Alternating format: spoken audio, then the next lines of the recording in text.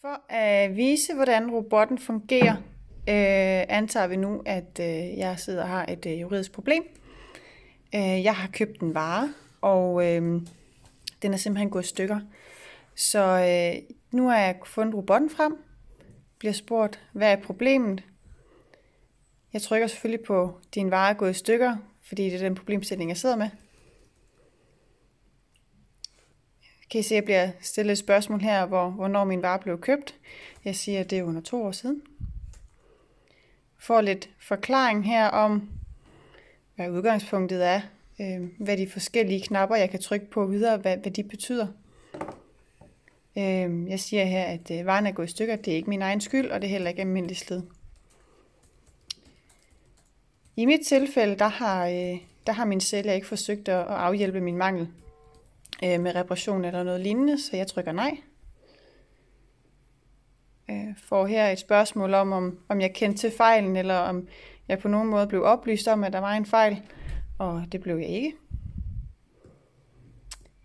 Igen, hvad er det for en vare? Her er der tale om en almindelig vare. Bliver spurgt til, hvad det er for en fejl eller mangel, som min vare besidder. Jeg siger, at den er væsentlig.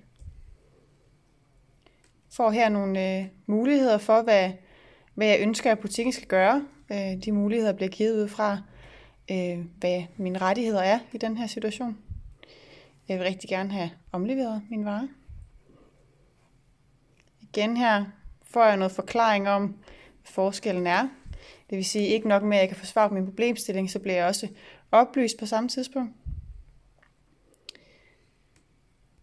Vælger her stadigvæk, at jeg gerne vil have omlevering.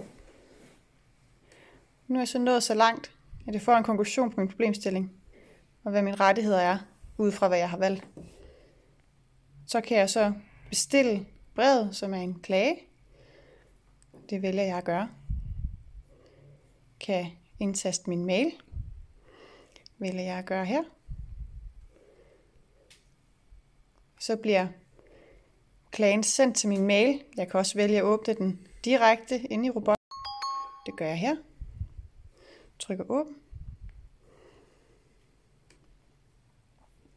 Får jeg en klage, der ser sådan her ud, som jeg så kan udfylde nogle få ting af, og herefter vil den blive sendt direkte til, eller jeg kan selv vælge at sende den direkte til butikken, jeg har oplevet et problem med.